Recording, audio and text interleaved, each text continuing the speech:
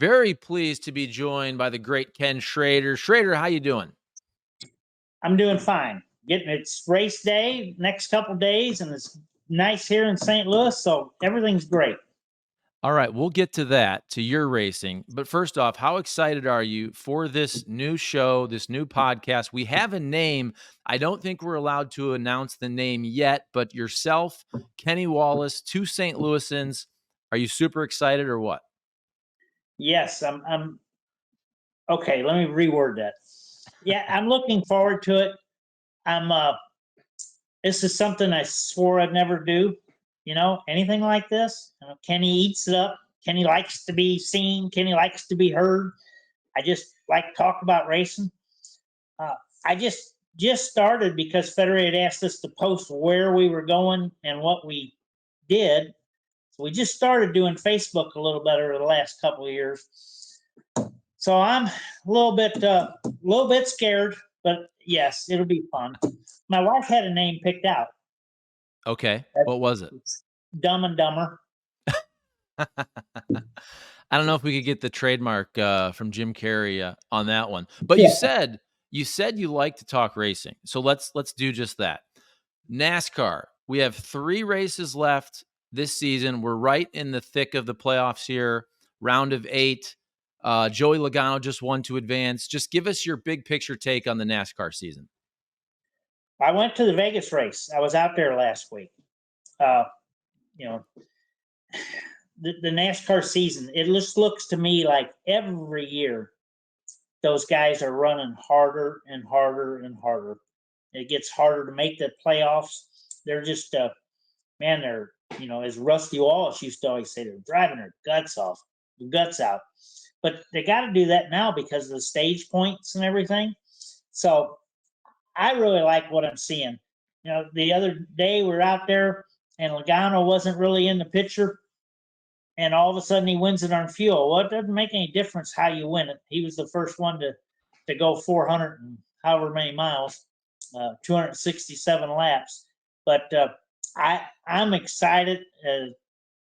Man, it's you come down to those when you got in the playoffs, and you come down to that race where they cut 4 more.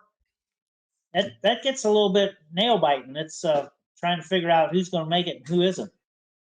All right, I have to ask you about the controversial topic going on right now in NASCAR. This lawsuit, 2311 Racing, Front Row Motorsports, this antitrust lawsuit. Just give us your opinion. You're coming to this from 2 different directions as a former driver and a former car owner, right?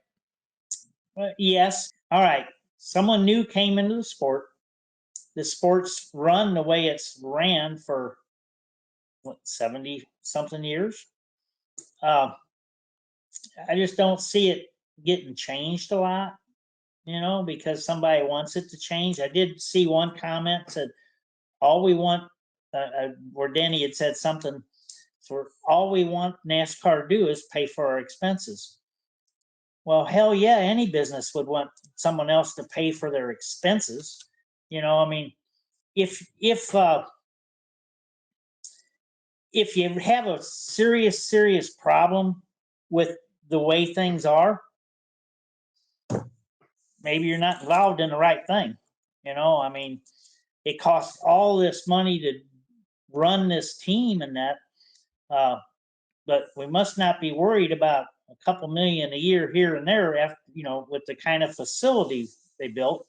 So I don't know. Everybody would always like things to be better, no matter what kind of job they got or what they're involved in, but kind of know going in what the deal is.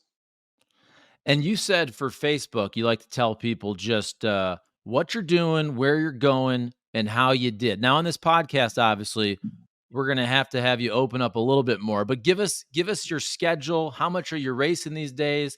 I remember last year you told Kenny Wallace, I was there. I'm from Toledo. You said you did the school bus racing in Toledo, Ohio. Are you still doing that? Tell folks how often you're racing these days. We've run 60 races so far this year, and through today, 2, 3, 4. I have been in a race car 96 days so far this year. We got quite a bit left. This weekend, we're going to Grant City, Illinois. Going out to do some sponsor stuff this next week. Going to miss next week's racing and go out to SEMA show. And then we race in Springfield, Missouri. Don't know where the 22nd and 23rd. We have a couple different places in November. And I think we're going to Columbus, Mississippi at the end of the month. And then we're done until January. So we're going to run about 65, 66 races, be in a car over 100 days between the racing. And we're very fortunate. We do a lot of play days for Federated Auto Parts where they bring 20 customers out and we put them in cars, let them drive, give them a ride in two-seater and eat lunch and go somewhere else and do it the next day. We'll do that about, depends on weather and everything, but 35 to 50 times a year. And Kenny Wallace says that racing keeps him young. He always says, don't let the old man in. For you, do you still love racing as much as you did back in the day coming up or more? Yeah, that's the problem. I do, you know. I mean, like going to the cup race the other day and watching is like, oh man, you're shaking a little bit because you'd love to be out there. Not that you could, you know, I mean, I know I can't play with those guys still. But yeah, I'm having as much fun as I've ever had. Said we've run 60 races this year, but we've won 13 of them at a whole bunch of different tracks. So we've had a great year, and we're not done yet this year. And tell us quickly about Vegas. You were what? The race ambassador? You were honored for the weekend? What was it? Basically, I was the oldest guy that used to race Cup that they could get to come out and spend the weekend. That's all it was. But it was fun. They took between the Las Vegas Speedway and Chris Powell and South Point Casino and the Gone family. They took awfully good care of us. All right, let's end on this because I was on Twitter, which is now X these days. There's all these accounts that have great classic NASCAR stories and video and pictures. And so I saw this picture yesterday and I knew I was going to be talking to you today, so I got to show it to you because you're talking about the good old days. So tell me about Ken Schrader here with this car, with this hairdo, with this mustache. Look at this thing. Yeah. That was probably 1979 or 80 in that was at Springfield, Illinois. Don Hank Sieveking's Ford Granada, which was built by Poor Boy Chassis, which was Rusty and Kenny Wallace. Kenny did a lot of the work. It was Rusty's company, but yeah, that was a long time ago. Yeah, that was a real long time ago.